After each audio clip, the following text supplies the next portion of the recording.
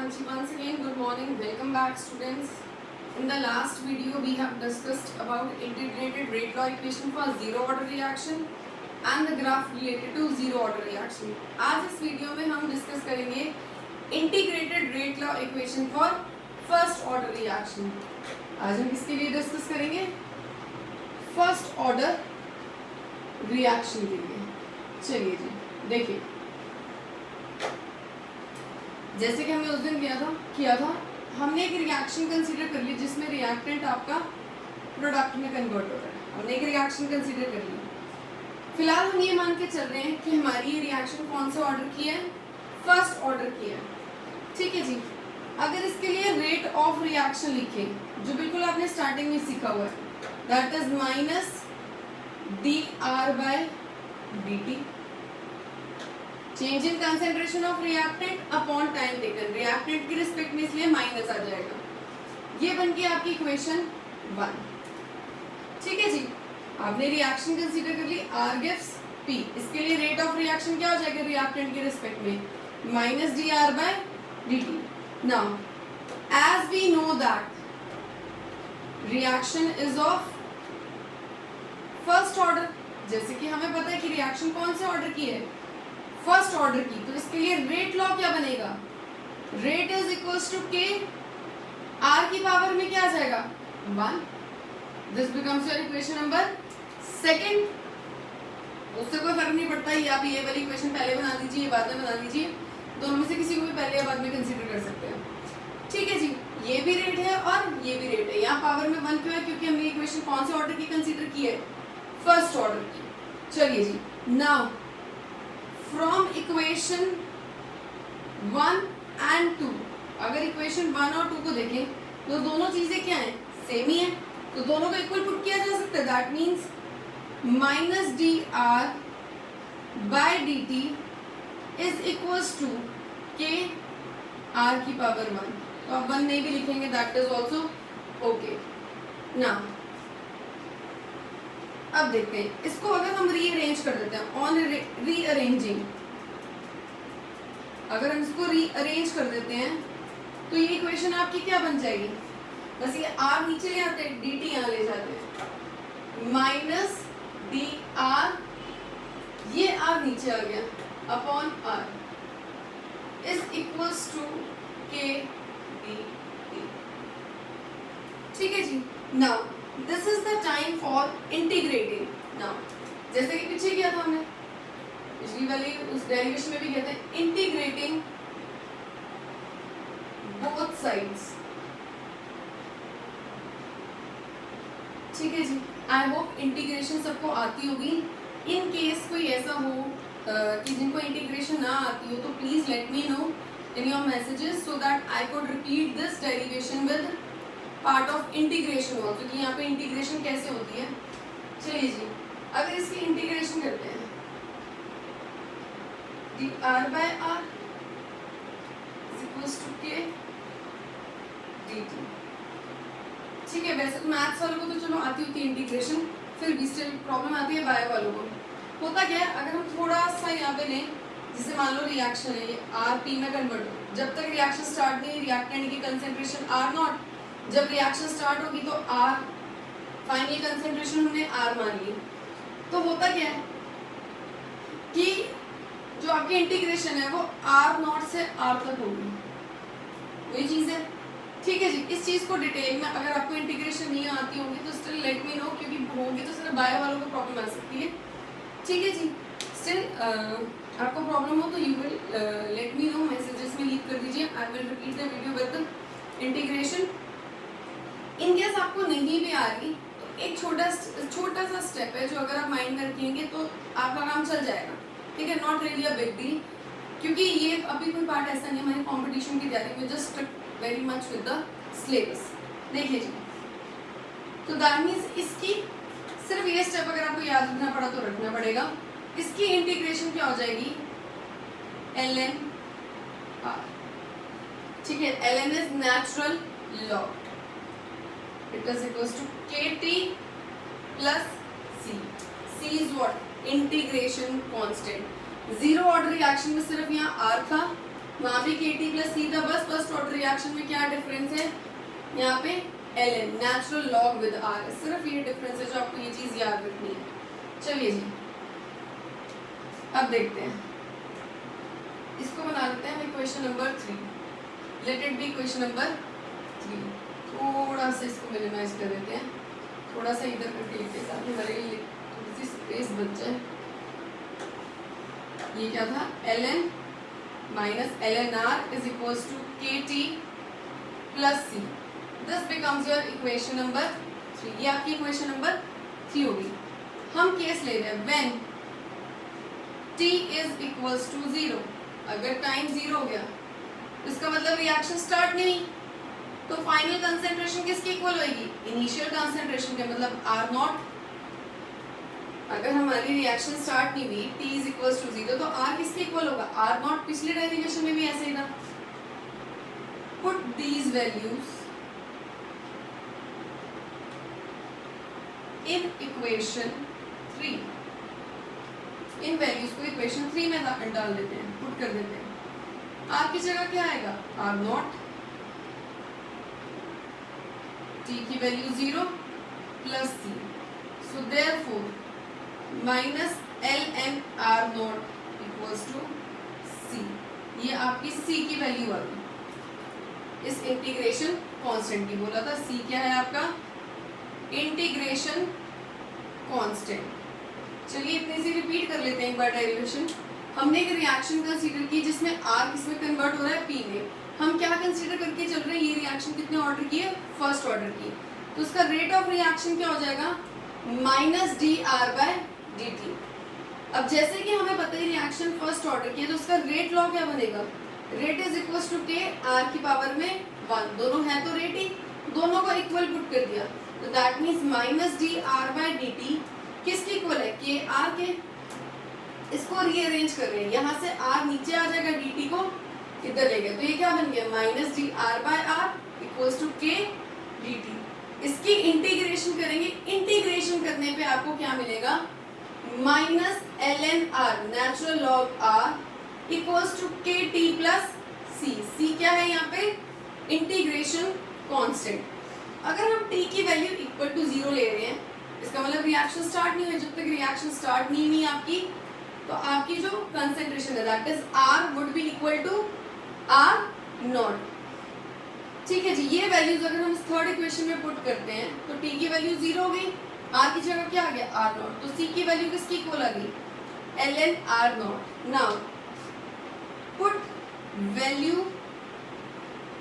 Of c in equation 3। Equation 3 में हम ये वैल्यू डालते हैं, चलिए जी, minus ln r equals to kt plus c की वैल्यू क्या है, माइनस ln r नॉट, तो प्लस माइनस क्या हो जाएगा, माइनस।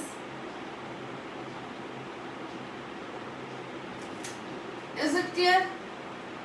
अब ये इधर जाएगा, लेफ्ट हैंड साइड पे क्या हो जाएगा, प्लस का। इट मींस क्या बन जाएगी आपकी equation, natural log ln r not minus ln r equals to kt। हमने ये c की वैल्यू थर्ड इक्वेशन में पुट कर दी, हमारे पास रिलेशन क्या आ गया, ठीक है जी, ये आ गया, यस हमारे पास रिलेशन ये आ गया। ये इधर जाके क्या हो जाएगा, plus ln r not minus ln equals to r। Now एक चीज जो आपको याद रखनी है, प्रॉपर्टी है, लॉग की फॉर्मूला है, log m upon n is equals to log, या ये कह लीजिए यहाँ पे दूसरे तरीके से पढ़ लेते हैं, log m minus log n equals to log m upon n।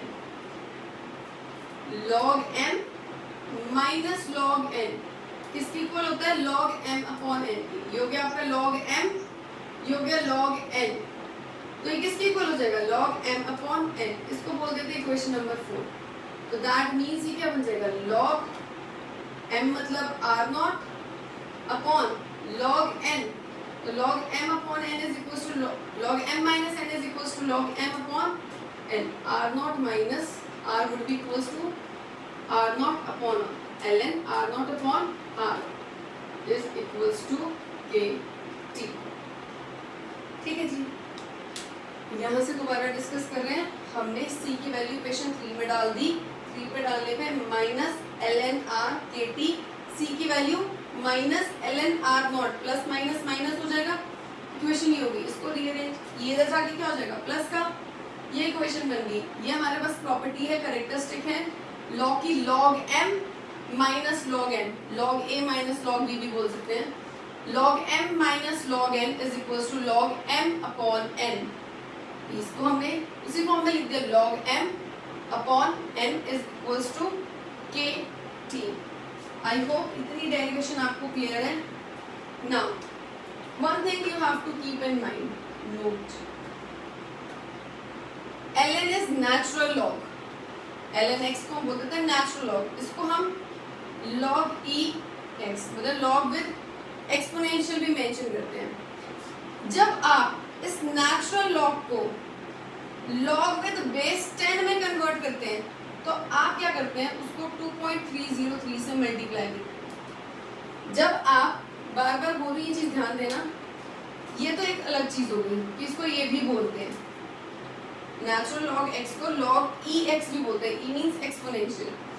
जब इसको लॉग, नेचुरल लॉग को जब हम लॉग विद बेस 10 में कन्वर्ट करते हैं तो उसको बेस 10 में कन्वर्ट करके उस इक्वेशन को किससे मल्टीप्लाई करते हैं, 2.303 से।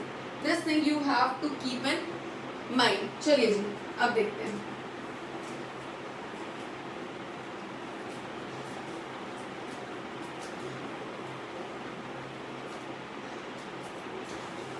अब देखिए आपके पास, इसको बोल देते हैं इक्वेशन नंबर 5। इक्वेशन नंबर 5 को मैं इधर लिख लेती हूँ।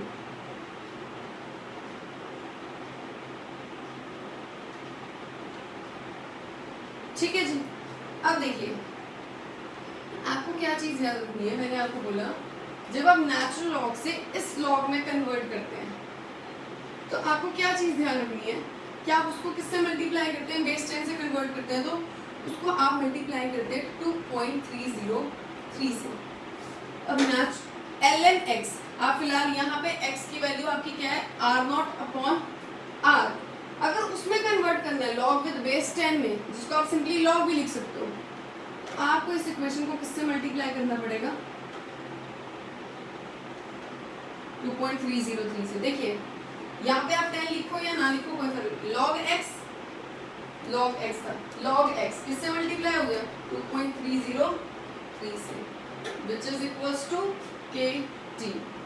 therefore यहाँ से t का फॉर्मूला क्या निकलेगा, 2.303, ये k नीचे जाके क्या हो जाएगा, divide log r naught upon r। Very very important formula, definitely question 99% उम्मीद होती है कि यहाँ से क्वेश्चन आपको पेपर में मिलेगा ही मिलेगा। t इज इक्वल टू 2.303, के नीचे जाके डिवाइड हो जाएगा log r naught by r। In the same way अगर आपको k चाहिए तो t नीचे जाके डिवाइड हो जाएगा, k is equal to 2.303 upon t log r naught by r। These derivations are very very important। आप इसको बार बार देखिए, वीडियो को बार बार समझने की कोशिश, कहीं भी डाउट हो, go through and ask it positively। These derivations are very very important। चलिए जी आगे बढ़ते हैं। हाँ जी कर दिया जाए इसको, रख देखिए आगे। चलो जैसे कि वहां भी आपको बोला था जीरो ऑर्डर में आपको टी का, के का फॉर्मूला और टी हाफ का ये याद होना चाहिए। इन द सेम वे यहाँ भी आपको ये चीज याद होनी चाहिए। वहां पे भी इसके बाद हमने क्या निकाला था, half life of a reaction. यहाँ भी हम क्या निकालेंगे, half life of first order reaction. चलिए हाफ लाइफ का मतलब क्या था, आधे टाइम में कितनी रिएक्शन होगी, मतलब आधा रिएक्टेंट जितने टाइम में आधा रिएक्टेंट कन्वर्ट हो गया प्रोडक्ट में, दैट इज टी हाफ। चलिए जी तो हम केस ले लेते हैं when t is equal to T half, मतलब आधा टाइम बीत चुका है, टी हाफ।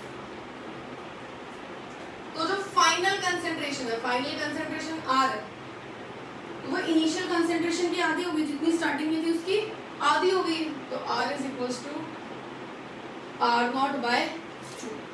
आर की वैल्यू किसकी इक्वल होगी? R naught by 2।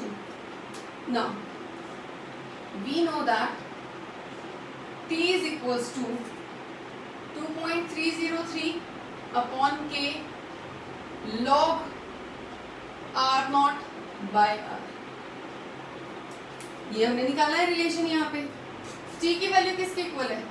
T half, ठीक है जी, equals to 2.303 upon K log R naught।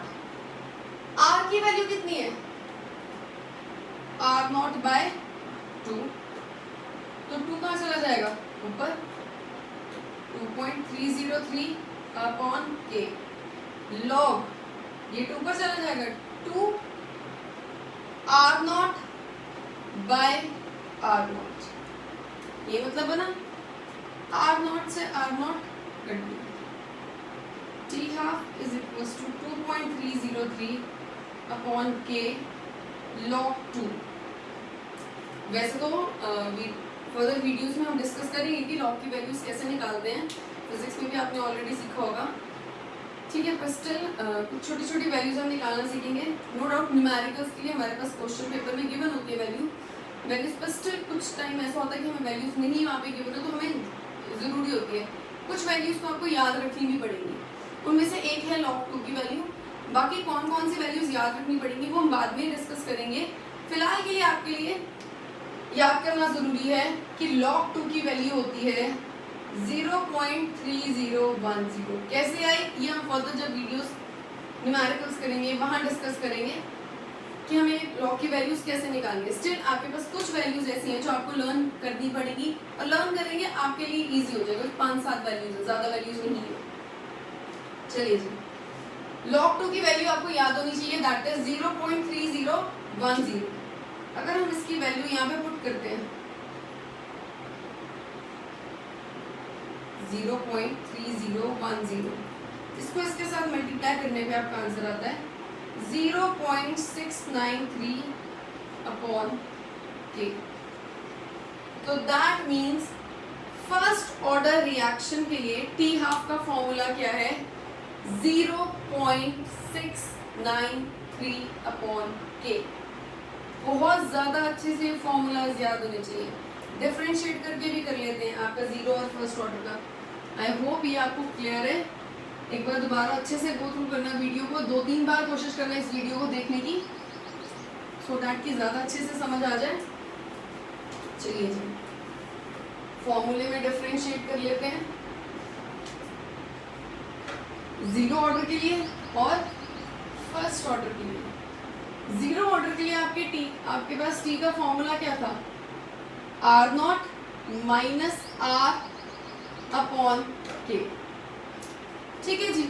First order के लिए आपके पास टी का फॉर्मूला है T is equals to 2.303 upon K log R naught by are.